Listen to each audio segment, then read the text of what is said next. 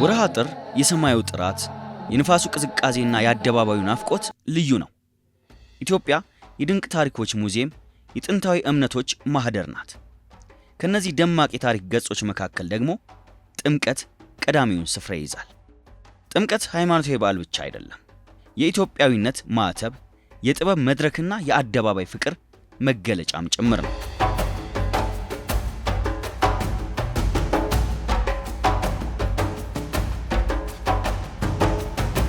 የጥምቀት ወገግታ ገና ሳይመጣ ዝግጅቱ ከሽሮ ሜዳ መንደሮች ይጀምራል። የሸማኔዎች እጅ መወርወር፣ የፈትል መቆራረጥና የቀለማት ውህደት እነሆ ለበዓሉ ድምቀት መሰረት ይጥላሉ።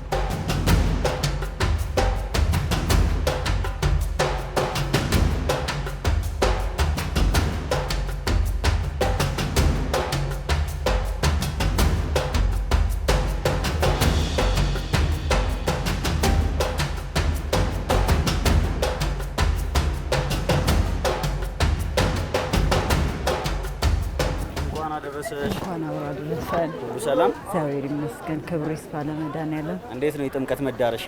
አሪፍ ነው፣ ምንም አይልም። ያው በስሱ እንኳን አደረሰ። እንኳን አብሮ አደረሰ። በዓል መዳረሻ እንዴት ነው? በጣም አሪፍ ነው፣ ደስ ይላል። ሽሮ ሜዳ ነው የተገናኘን። ሽሮ ሜዳ ምን ነገር ጣለ? ያው ልብስ ከጓደኞቻችን ጋር ተከራይተን እሱ እንደመረቀ ለሙሰት። በበዓል እንግዲህ ያው ጥምቀት ሽክ የሚባልበት ነው አይደል? አዎ በጣም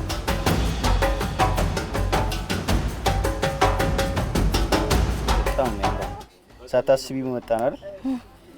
በዓል ግን እንዴት ነው? በዓል እግዚአብሔር ይመስገን። አንቺ ጋር ኪራይ ነው ወይስ ሽያጭ ነው? እኔ ኪራይ ነኝ።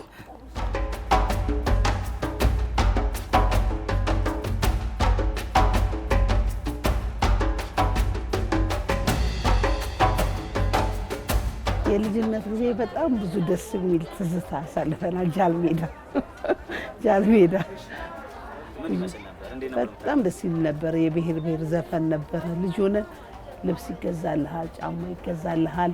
ለማሳየት ደግሞ ጥምቀት በቃ እንግዲህ የወጣቶች ደረት የሚወረወረበትን በሚባል ሰዓት ሎሚ እየሮጥን ነበር የምንሄደው። ያ ትዝታ አለኝ። በልጅነቴ እንግዲህ የጥምቀት በዓልን ትልቅ ትዝታ ያለን ምንድን ነው? በልጅነታችን ለምሳሌ ጃልሜዳ ስንል የተለያዩ የሀገር ባህል አልባሳት ለብሶ የተለያዩ የብሔር ብሔረሰብ ጭፈራ የተለያዩ ደግሞ በአመት አንዴ ብቅ የሚሉ በዓሉን የጠበቁ እሴቶች አሉ። እያንዳንዱ ከመጣበት አካባቢ የራሱን ባህል ወጉን የሚያንጸባርቅበትን ያን ሁሉ ትዝ ይለኛል። ያው ጥምቀት እንደ ማንኛውም ሰው እኔ ቀጨኔ ነው ተወልጄ ያደግኩት። ያው መድኃኒዓለምን ይዘን ጃልሜዳ ነው የምናከብረው። ያው እንደ ማንኛውም ሰው ጃልሜዳ አክብረን የቀጨኔውን መድኃኒዓለም ይዤ እመለሳለሁ። ምን ነበር የምትለብሺው? የሀገር ባህል ልብስ። ያው ከልጅነታችንም ጀምሮ ያው የሀገር ባህል ልብስ ስለሆነ የሀገር ባህል ልብስ ነበር የምለብሰው። አሁንም እንደዛው።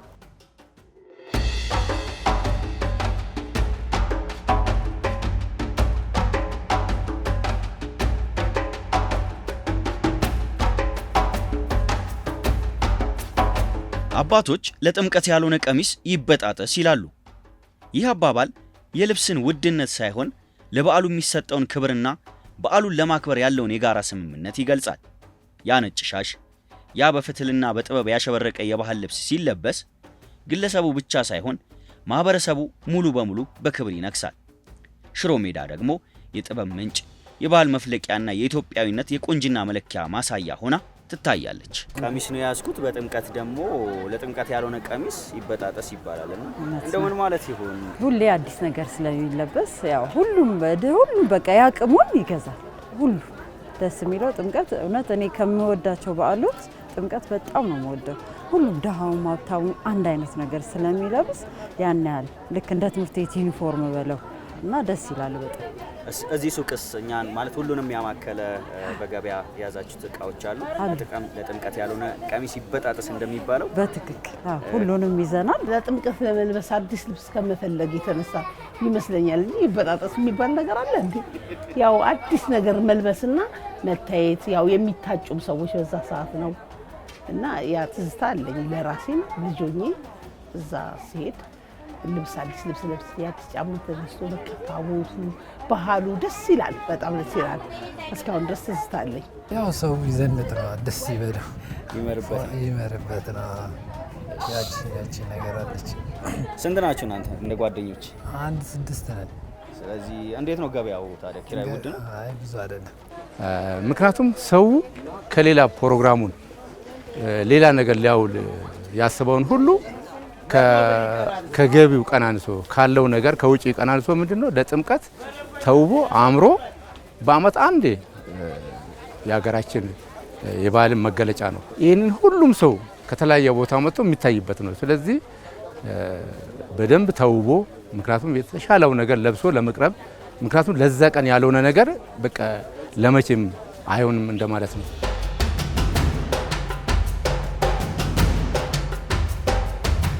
ማንኛውም ቦታ ላይ ብትሄድ አቅርቦትም ያለው ሽሮ ሜዳ ነው። ሸማኔውም፣ ዲዛይነሩም፣ ጠላፊውም ሸማኔ እንደገና አቅርቦትም ያለው በይበልጡ ሽሮ ሜዳ ላይ ነው።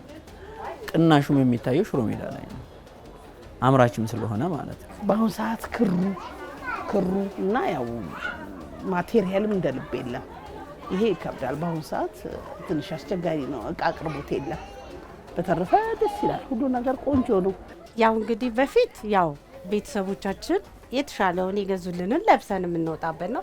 አሁን ደግሞ አሁን ስራው ላይ እንዳለ ሰው ለጥምቀት የሚቀርበው ያው ያማረ የተሻለ ሁሉ ነገር ያማረ እንዲሆን ተደርጎ ያው ሰውም ደምቆ እንዲታይ እንደዛ ነው የምናደርገው። ለጥምቀት ያልሆነ ቀሚስ ይበጣጥስ ማች ነው ማለት ነው። ይሄን ከዚህ ጋር አሁን ይሄ የሙሽራ ነው የለበስነው። ይሄ ሙሽራ ነው ማለት አሁን ብዛት ብትለኝ ኪራይ ላይ የለኝም። ለምን የሙሽራ አንድ ነው የሚዘጋጀው። ለጥምቀት ለሚፈልጉትስ የለም? ሰው እንዳቅሙ ነው የሚከራይም አለኝ። አሁን ይሄ የሙሽራ ይለያል። ይሄ በብዛት የለም ለሙሽራ ከመጡ በሁሉም እንዳቅሙ ከትንሽ እስከ ትልቅ ሁሉ ነገር አለ። ሁሉ ነገር ደግሞ ተዘጋጅቷል። ማንኛውም እዚህ ጋር ምርቱም ሽመናውም ማንኛውም ነገር እኛ ጋር ነው ያለው። ስለዚህ ሁሉ ነገር እዚህ ሽሮ ሜዳ የመጣ ሰው ይሄን ነገር ማግኘት ይችላል ማለት ነው። ብዙ የሰርግ ስራዎች አሉን። ብዙ የሙሽራ፣ የሚዜ፣ የአጃቢ፣ የቤተሰብ ሁሉንም አሟልተናል። የፈለገ ሰው መጥቶ ለጥምቀትም መከራየት ይችላል። መከራየት የሚፈልግ ሰው ለጥምቀትም መከራየት ይችላል። ለሰርግም፣ ለሚዜ፣ ለአጃቢ፣ ለሁሉም መከራየት ይችላል። አዳዲስ በጣም ብዙ ነገሮች ይዘናል። የወንዶች አልባሳት ይዘናል። የሴቶች፣ የህፃናት የተለያዩ ዲዛይኖች ማለት ከትንሽ ዋጋ እስከ ትልቅ ዋጋ አሉን። በቃ ሰዎች እንደ አቅማቸው መጥተው የማያፍሩበት በሽሮ ሜዳ ውስጥ መሆኑን አምናለሁ።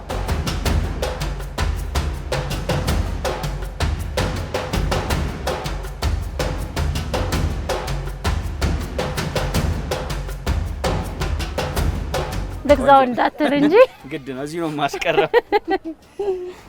እኔ ግን የለበስኩት የሙሽራ ነው፣ የተለየ ነው። ለምን ለበሽ ታዲያ ሙሽራ? አንቺ ያው ለማስተዋወቅ ነው። ሰርገኛ ይኖራል፣ ጥር ወር የሰርግ ወቅት ላይ። ስለዚህ አንቺ የለበሽውን አይነት ሊሉሽ ይችላል። አዎ ሊሉኝ፣ ሰው እንዳቅሙ ነው። ርካሽም ይፈልጋል። ደፋር ከሆነ ደግሞ እኔ ፍላጎቴ ነው ካለ ይከራያል እስከ 5000 ብር የሙሽራ ማለት ነው። እሺ ሌሎች ቲሸርቶች የሉሽም ለጥምቀት የሚሆኑ? አሁን እንደነዚህ አሁን ሲከራዩ እስከ 500 ብር ቲሸርቶች ማለት ነው። አንድ ቲሸርት 500 ብር ቆንጆ ነው።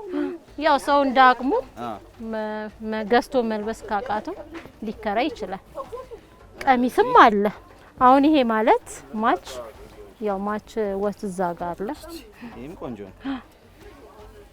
ዚፖ ያው ይስተካከላል። አዲስ ልብስ ነው የለበስከው ለማንኛውም። ስለዚህ የሁሉንም አቅም ባገናዘበ መልኩ ተዘጋጅተናል።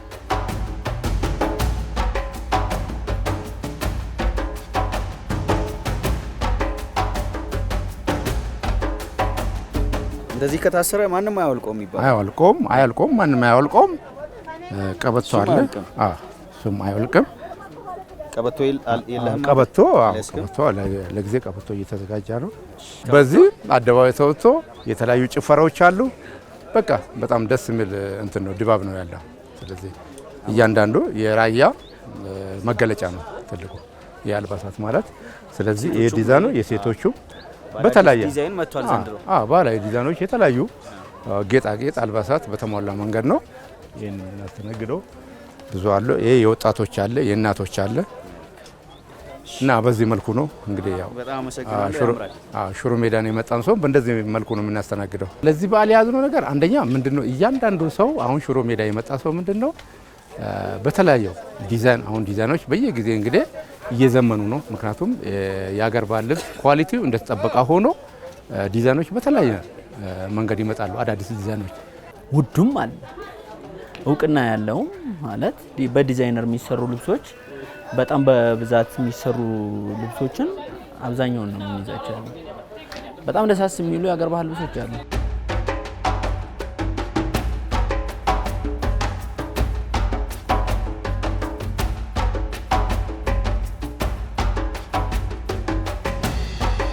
የኢትዮጵያ ውስጥ በጠቅላላ የሚለየው ሰው የለም። ጓደኞቼንም እግዚአብሔር ያክብርልን። እንኳን አደረሳችሁ ለብርሃነ ጥምቀቱ። በእውነት መታችሁ ደግሞ ግዙ፣ በጥራት እናቀርባለን። ለመላው ለኢትዮጵያ ህዝቦች ሁሉ እንኳን ለብርሃነ ጥምቀቱ አደረሳችሁ። እንኳን አብሮ አደረሰ። ሀገራችንን ሰላም ያድርግልን። አመት አመት ያደርሳችሁ። እንወዳችኋለን። በጣም ነው የምናመሰግናችሁ። እንግዲህ ለመላው የኢትዮጵያ ህዝብ እንኳን ለብርሃነ ጥምቀቱ በሰላም አደረሳችሁ ላለሁኝ ለጓደኞቼ እንኳን አደረሳችሁ፣ ለቤተሰቦቼ መልካም በዓል ይሁንላችሁ።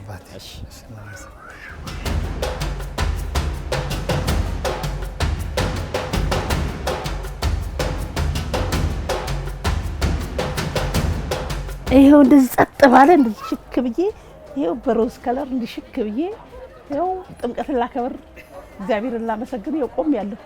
ጥምቀት ሲመጣ አዲስ ተስፋ፣ አዲስ ልብስና አዲስ ፍቅር ይዞ ብቅ ይላል። ከእምነት በስተጀርባ ጥበብ፣ ከጥበብ በስተጀርባ ማንነት አለ። ጥምቀት የጥበብ የእምነትና የኢትዮጵያዊነት ታላቅ ነጸብራቅ ነው። መልካም በዓል።